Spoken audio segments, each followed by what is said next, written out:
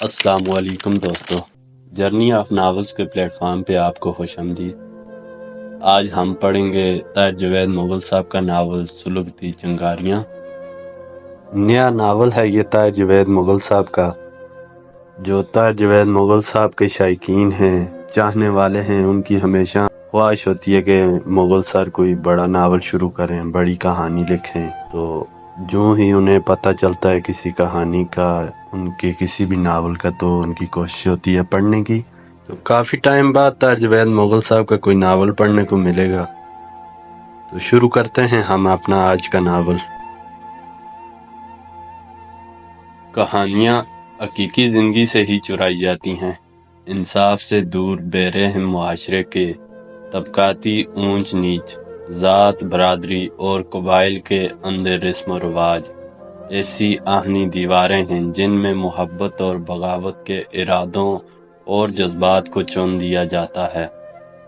ظلم و ستم کے پہاڑ توڑ دینے والے ایسے ہی سرداروں کی نجی جیلوں اور عقوبت خانوں میں سانس لینے والے کرداروں کی بے بسی، تشنگی اور کم مائنگی کے کڑے امتحانات، جذبات و احساسات کو کچل کر وحشت و انتقام کی چنگاری بھڑکا دینے والی داستان۔ شروع جولائی کی گرمی قہر توڑ رہی تھی، وقت بھی دوپہر کا تھا۔ یہ ضلع سانگڑ کی ایک دور دراز بستی نوراں گوٹ کا منظر تھا۔ ابدال سولنگی کی چھوٹی سی کار نیم پختہ راستے پر ہچکولے کھاتی جا رہی تھی۔ ساتھ والی نشست پر اس کا چھوٹا بھائی اخلاق سولنگی بیٹھا تھا۔ وہ شہر سے زراعت کی ڈگری لے کر کوئی 1 ماہ پہلے ہی نوراں گوٹ پہنچا تھا۔ وہ دونوں ایک رقبہ دیکھنے کے لیے گوٹ واپس پہنچے تھے۔ یکایک کسی قریبی گھر سے کسی جوان عورت کے چلانے کی دردناک آواز ابھری اور ابدال سولنگی کے پاؤں نے بے ساختہ بریک پیڈل دبا دیا۔ چار دیواری کے اندر عورت مسلسل چلا رہی تھی، دیگر اہلخانہ کا شور بھی سنائی دے رہا تھا۔ 28 سالہ ابدال سولنگی اس چھوٹی سی بستی کا سردار تھا، یہاں کی دیکھ بھال اس کی ذمہ داری تھی۔ وہ اس معاملے سے کیسے دور رہ سکتا تھا؟ وہ تیزی سے باہر نکل کر گھر کے ادھ کھلے دروازے کی طرف لپکا۔ اس کا چھوٹا بھائی اخلاق بھی اس کے پیچھے آیا۔ نیم پختہ گھر کے برآمدے میں 3-4 مرد و زن ایک دراز قد لڑکی سے گتھم گتھا تھے۔ لڑکی کے لمبے بال اس کی گردن اور سونا رنگے چہرے کو ڈھانپ رہے تھے۔ اس کے ہاتھ میں چھوٹے دستے کی ایک تیز دھار کلہاڑی تھی۔ پہلے تو ابدال کو یہی لگا کہ وہ کسی پر حملہ کرنا چاہتی ہے، مگر جلد ہی اندازہ ہو گیا کہ وہ حملہ نہیں کر رہی بلکہ خود کو زخمی کر رہی ہے۔ اس نے تیز دھار کلہاڑی سے اپنے خوبصورت چہرے پر 2 گہرے کٹ لگا لیے تھے۔ وہاں سے خون رس رس کر اس کی لمبی گردن تک چلا گیا تھا۔ کیا ہو رہا ہے یہ؟ ابدال دہاڑا۔ اس کی آمد سے لڑکی کو جو حیرت ہوئی، غالباً اسی کے سبب اس کی مزاحمت کمزور پڑ گئی۔ اس کے ہاتھ سے کلہاڑی چھین لی گئی۔ ایک عورت نے لڑکی کے سر پر چادر درست کی، دوسری اسے گھسیٹتے ہوئے کمرے کے اندر لے گئی۔ اندر سے لڑکی کی کربناک آواز آ رہی تھی، مار ڈالو مجھے، اس سے بہتر ہے مار ڈالو۔ مردوں میں لڑکی کا باپ اور چچا بھی تھے۔ انہوں نے ڈرے سہمے انداز میں ابدال کو جھک کر سلام کیا اور پھر ڈرے ہوئے انداز میں جو صورتحال بتائی، وہ ابدال سولنگی کی توقع سے کہیں زیادہ سنگین تھی۔ یہ معاملہ پچھلے 10-15 روز سے چپکے پروان چڑھ رہا تھا۔ اس معاملے کا تعلق بادشاہ سائیں اور شاہ ڈیرو سے تھا، اور یہی سب سے زیادہ خطرناک بات تھی۔ بے شک ابدال بھی اپنے گوٹھ کا کرتا دھرتا تھا، مگر شاہ ڈیرو کے بادشاہ سائیں کے سامنے اس کی حیثیت کچھ بھی نہیں تھی۔ علاقے کے لوگ بھی چپکے دعا مانگتے رہتے تھے کہ بادشاہ سائیں اور اس کے کرہت صورت بیٹے نکے سائیں کی صورتیں انہیں نہ ہی نظر آئیں۔ یہ وہ لوگ تھے جو علاقے کی ہر جاندار و بے جان شے کو اپنی ملکیت تصور کرتے تھے۔ ان کے سامنے کسی کو چوں چراں کرنے کی ہمت نہیں ہوتی تھی۔ अब्दाल सोलंकी के पूछने पर उसे पता चला कि लड़की का नाम दजाना है। ये गरीब खेत मजदूर अनायतुल्ला की बेटी थी। चंद रोज पहले वो चंद औरतों के साथ गोट से चंद मील दूर दरगाह पर गई। वापस आ रही थी जब बादशाह साईं के बेटे निके साईं ने उसे देख लिया और कुछ छेड़छाड़ की। उसी रोज से बेचारी के दिल में खौफ बैठ गया था कि कहीं निके साईं उसके पीछे न पड़ जाए। अब्दाल ने साफ महसूस किया कि अनायतुल्ला गोलमोल बात कर रहा है, बता कम रहा है, छुपा ज्यादा रहा है। गोठ में एक कंपाउंडर मौजूद था। वो भागा भागा पहुंच गया था और अब कमरे के अंदर दजाना नामी उस जख्मी लड़की की मरहम पट्टी कर रहा था। अब्दाल ने लड़की के बाप अनायतुल्ला से कहा कि वो कमरे में जाकर लड़की को देखे। फिर उसने लड़की के चाचा रसूल बख्श को साथ लिया और छांव में खड़ी अपनी सुजुकी कार के अंदर आ बैठा। छोटा भाई अखलाक भी उसके साथ था। कार में बैठने के बाद अब्दाल ने जरा सख्त लहजे में रसूल बख्श से कहा कि वो असल बात बताए। रसूल बख्श शायद खुद भी यही चाह रहा था। उसने अपनी गदली आंखों में आंसू भरकर कहा, मालिक साईं, बात वही है जिसको कुछ कुछ आप भी समझ रहे हैं। निके साईं साहब की बुरी नज़र हमारी बच्ची पर पड़ गई है। हम सबको पता है वो किस टाइप का बंदा है। 2 बीवियां पहले हैं उसकी। अब उसके बंदे 2 हफ्ते से रात के अंधेरे में बार बार हमारे घर आ रहे हैं। मालिक साईं, वो दुजाना को अपने घर में डालने की बात कर रहा है। कह रहा है मैं इससे शादी करूंगा। मालिक साईं, आपको पता ही है इन लोगों की शादियां किस तरह की होती हैं। अब्दाल गुमसुम हो गया। उसे पता था कि शाह डेरू वाले जो ठान लेते हैं वो करके छोड़ते हैं। दूर दराज इलाकों के अक्सर वडेरों की तरह उन्होंने कानून और मुहाशरे को अपने घर की लोंडी बना रखा था। इस इलाके की हैसियत तो बिल्कुल नोगो एरियाज जैसी थी। अब्दाल ने लड़की के चाचा रसूल बख्श से पूछा, 2 हफ्ते गुजर गए और तुम इस बात को छुपाते रहे। रसूल बख्श ने हाथ जोड़कर आजिज़ी से बेतीसी निकाली, मालिक साईं, हमें मना किया जा रहा है कि ये बात गोठ में फैलने न पाए वरना बहुत बुरा होगा। ये तो सिर्फ एक लड़की की बात है जिसे इज्जत से ले जाना चाह रहे हैं, वरना और बहुत कुछ हो सकता है। अब्दाल की समझ में नहीं आ रहा था कि रसूल बख्श से क्या बात करे। तसल्ली तो तब दी जाती है जब तसल्ली देने वाली कोई बात हो। बस एक महूम सी उम्मीद ही थी जो दिल में पैदा हो रही थी। लड़की दुजाना ने कुल्हाड़ी के तेज दहार ब्लेड से अपना चेहरा मजरू कर लिया था। मुमकिन था कि उसकी जान छूट जाती। अब्दाल ने अपने छोटे भाई अखलाक की तरफ देखा। उसका चेहरा तमतमाने लगा था। वो गोठ कभी कभार ही आता था और अब तो काफी तवील अरसे बाद आया था। उससे ये सब कुछ हजम नहीं हो रहा था। शायद वो कुछ बोलता, मगर जब अब्दाल ने उसे तादीबी नजरों से देखा तो वो बस मुंह बनाकर रह गया। जो बात 2-3 हफ्ते से चुपके चुपके आगे बढ़ रही थी वो अब पूरे गोठ नूरा में फैल गई थी।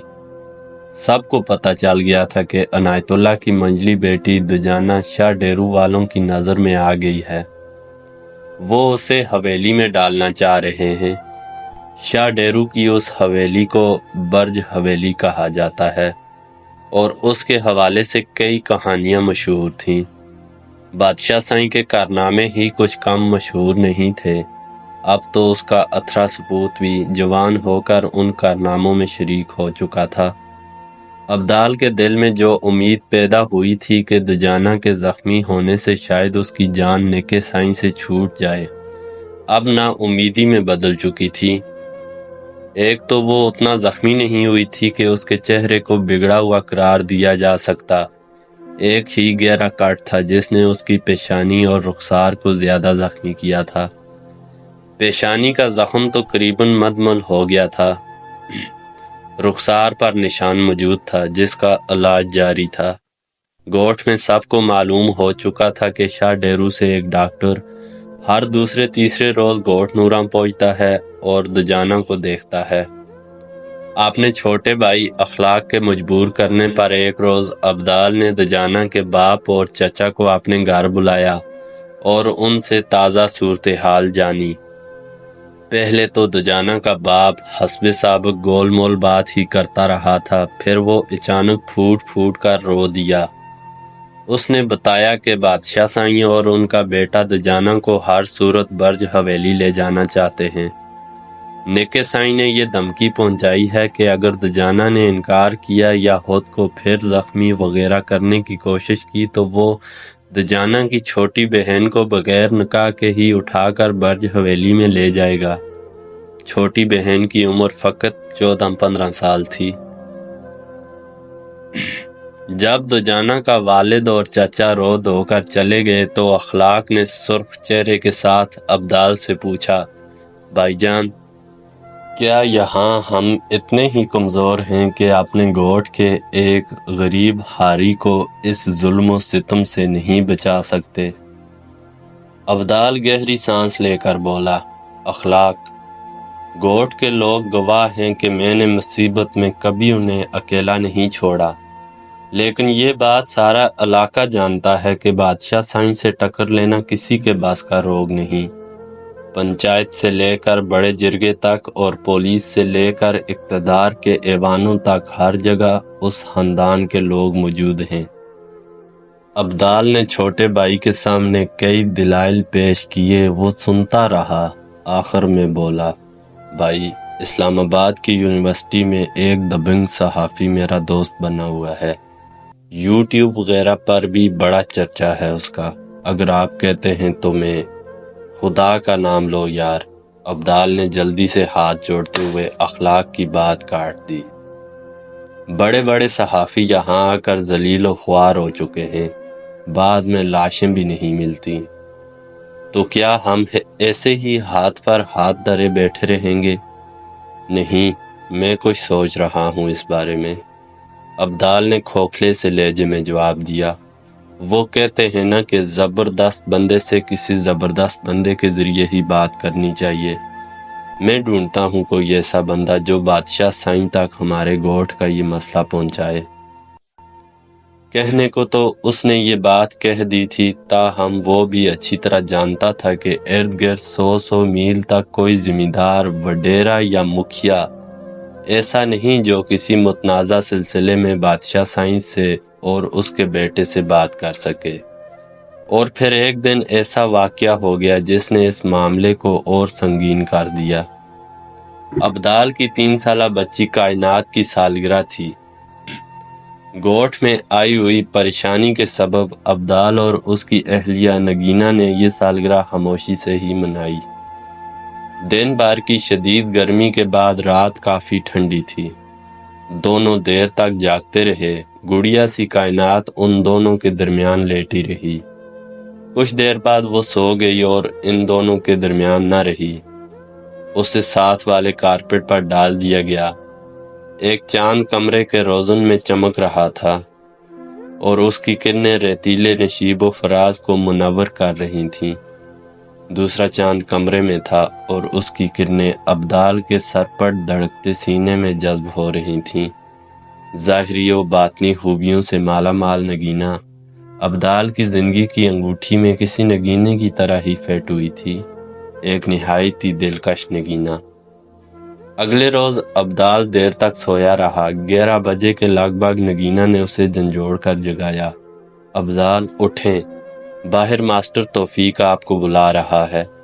कोई परेशानी वाली बात लग रही है, जल्दी आएं। वो उठ खड़ा हुआ, अजरक कंधे पर रखी और जूती घसीटता, उंगलियों से बाल संवारता हुआ बाहर सैन में आ गया।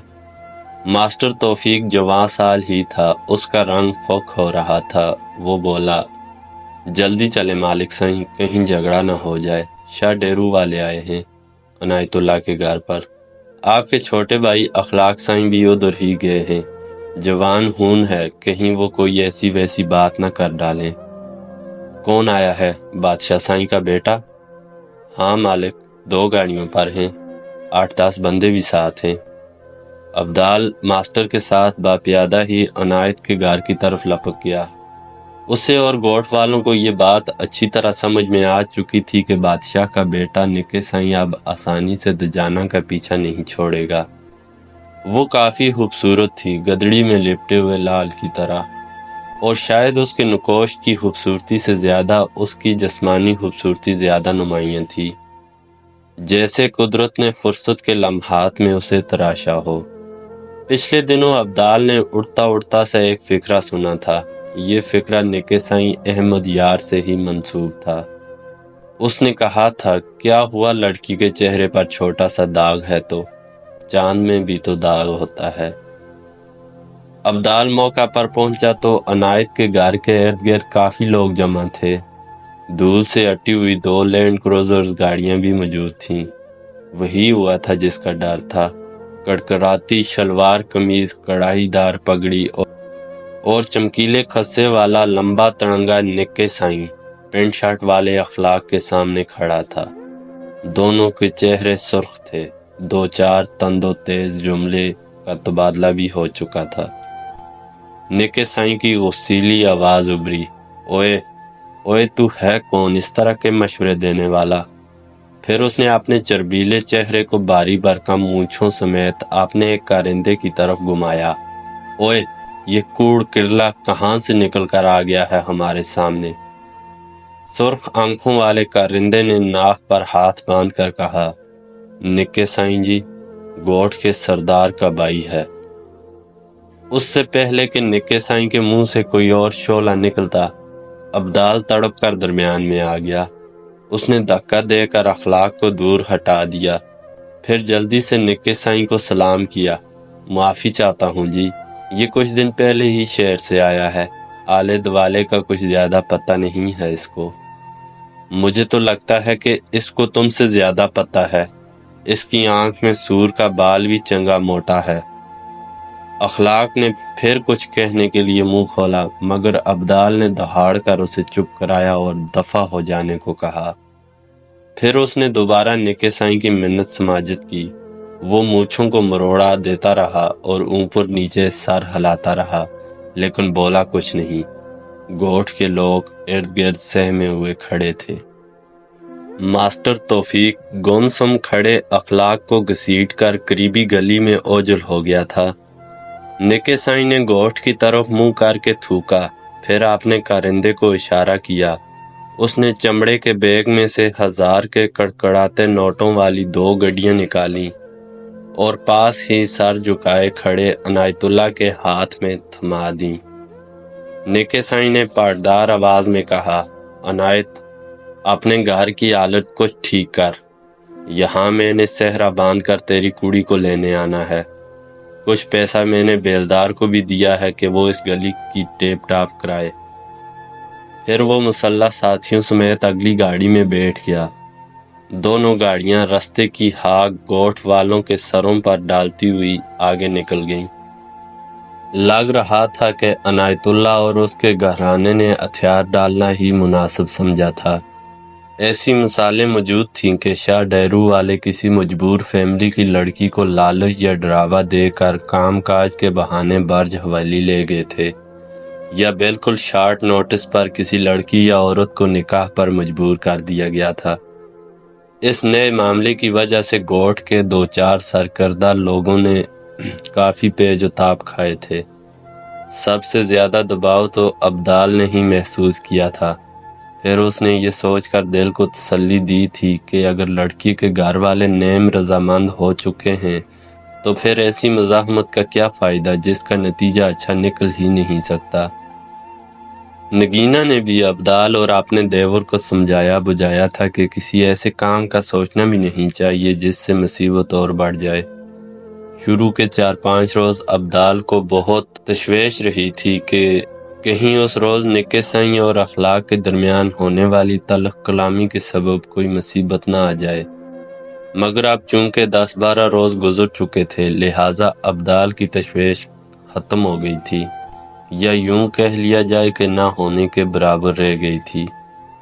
وہ سوچ رہا تھا کہ کچھ دن کے لیے نگینہ اور بچی کائنات کے ساتھ کوٹ سے باہر چلا جائے تاکہ یہ سب کچھ اسے اپنی آنکھوں سے نہ دیکھنا پڑے۔ اس کی سسرال نوابشاہ میں تھی۔ سسر صاحب کافی عرصے سے اسے اور بچوں کو بلا رہے تھے۔ اس نے پروگرام بنا لیا۔ جب پروگرام بنا تو اخلاق بھی جانے کو تیار ہو گیا۔ وہ خوشی خوشی جانے کی تیاری کر رہے تھے جب شاہ ڈیرو سے بادشاہ سائیں کا ایک بدنام کارندہ جلال کھوڑو ان کے دروازے پر پہنچ گیا۔ چپٹی ناک اور گہرے سانولے چہرے والے اس شخص کو دیکھ کر ہی ابدال سمجھ گیا کہ چند روز پہلے 2-4 تلخ جملوں والا جو واقعہ ہوا تھا وہ ختم نہیں ہو سکا۔ اس کے اثرات اپنی جگہ جوں کے توں موجود ہیں۔ جلال کھوڑو نے تحکم سے کہا، ابدال سائیں، تمہارے چھوٹے بھائی کو بادشاہ سائیں جی نے برج حویلی بلایا ہے۔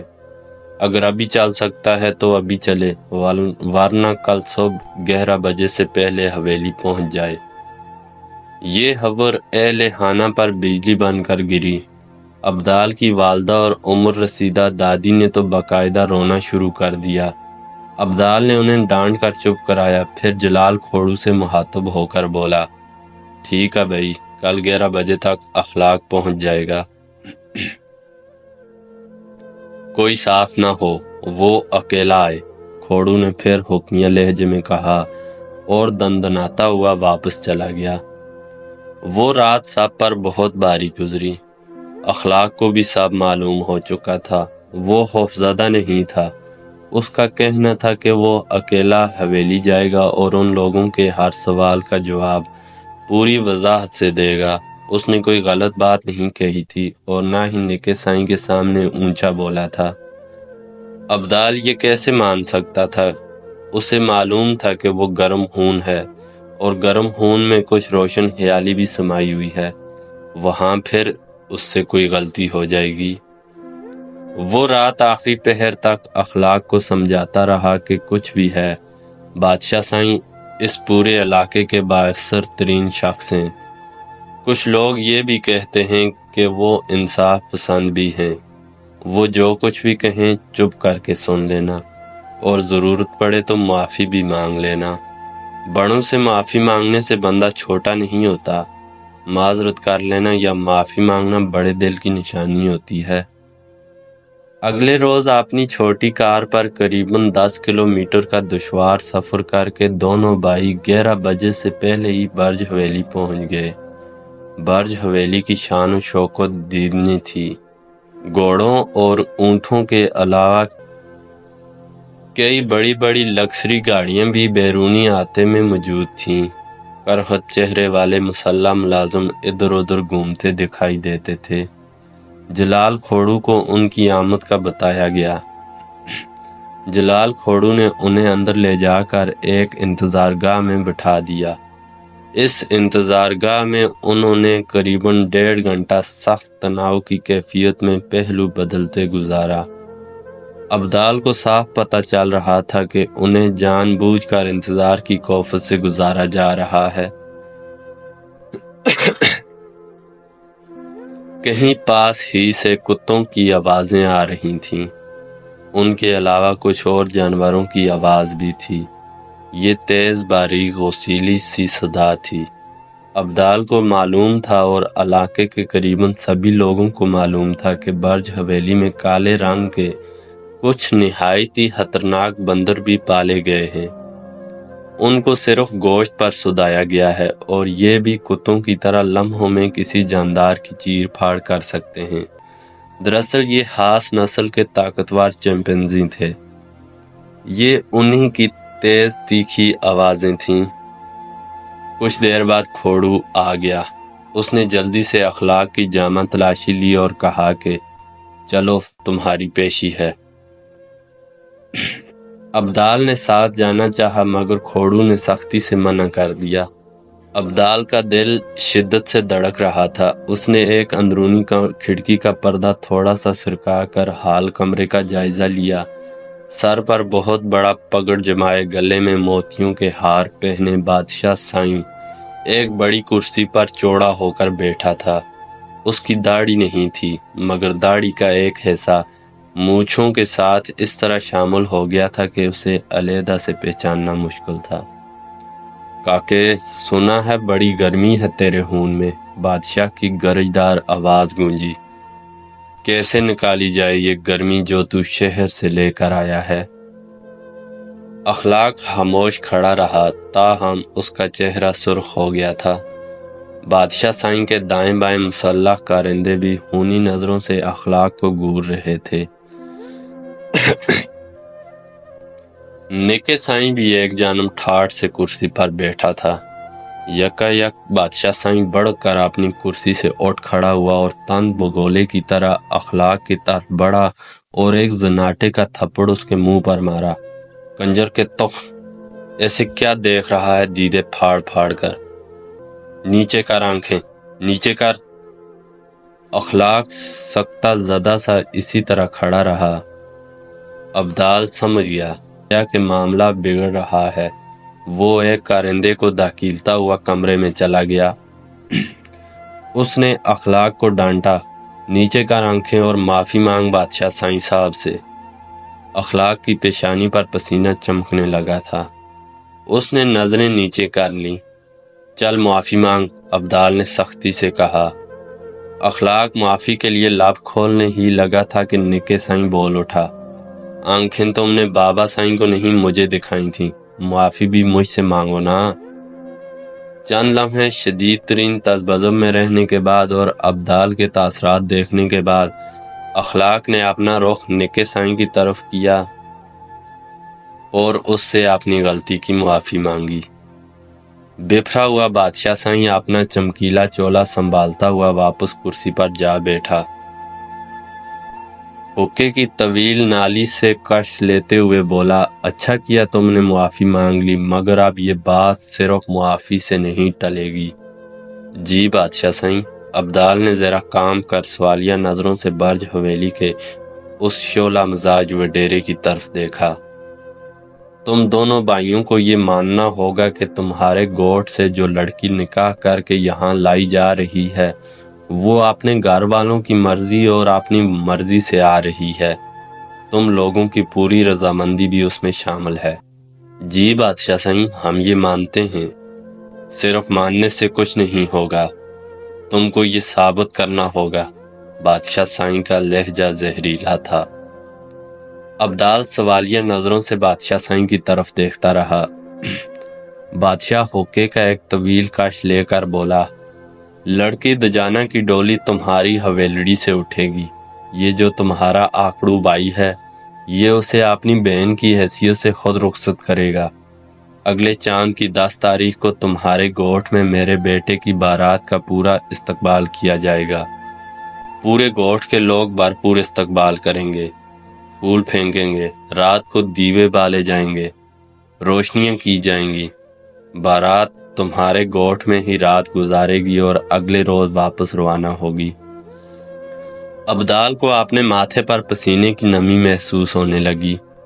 صاف ظاہر تھا کہ بادشاہ سائیں انہیں ذلیل کرنے پر تلا ہوا تھا۔ رہی سہی کسر اس کے آخری جملے نے پوری کر دی۔ میرا بیٹا اپنی بیوی کے ساتھ پہلی رات بھی تمہاری حویلڑی میں ہی گزارے گا۔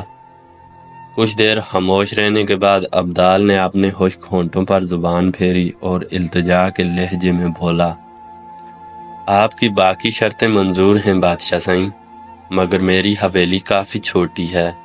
پچھلے حصے میں تعمیر کا کام بھی ہو رہا ہے، سب کچھ الٹ پلٹ ہے۔ ایک دم بادشاہ سائیں کی آنکھوں میں شعلے ناچ گئے، لہجہ نہایتی زہریلا ہو گیا۔ پھنکارا، تو ٹھیک ہے، تم اپنے پروگرام پر عمل کرو، اپنی لگائی اور بال بچے سمیت نکل جاؤ اپنے سسرال۔ 15-20 روز سیر سپاٹا کر کے واپس آ جانا، تب تک شادی ہو چکی ہوگی اور تمہارے گوٹھ کی تباہی بھی ہو چکی ہوگی۔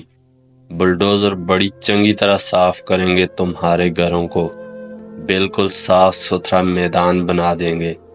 ہمیں چنگی طرح پتہ ہے تمہارے اس گوٹھ نوراں کا زیادہ تر حصہ شام لاٹ زمین پر بنا ہوا ہے۔ ابدال کو جیسے سانپ سونگھ گیا، وہ جانتا تھا کہ شاہ ڈیرو والے یہ سب کچھ کر سکتے ہیں۔ بادشاہ سائیں کا ایک بھتیجا دلاور تحصیلدار تھا۔ علاقے بھر کی زمینیں اس کے 3-4 چہیتے پٹواریوں کی مٹھی میں تھیں۔ کچھ ہی عرصہ پہلے دلاور نے نہ صرف ایک مشکوک زمین والی گوٹھ کو مسمار کرا دیا تھا، بلکہ ان لوگوں کو بیگار اور لاچار کرنے کے بعد ان کی عورتوں کی عزت و آبرو کو بھی خطرے میں ڈالا تھا۔ جس فیصلے کے لیے بہت سوچ بچار کی ضرورت تھی، وہ ابدال نے تھوڑی ہی دیر میں کر لیا۔ اس کے سوا کوئی چارہ نہیں تھا۔ جی تو دوستو، ہماری آج کی قسط یہاں پہ مکمل ہوتی ہے۔ مزید اگلی قسط میں ہم یہ ناول پڑھیں گے۔ کمنٹ باکس میں اپنی رائے کا اظہار ضرور کیجیے گا، کیسا لگا آپ کو یہ ناول۔ بہت شکریہ، ملتے ہیں اگلی قسط میں۔ اللہ حافظ۔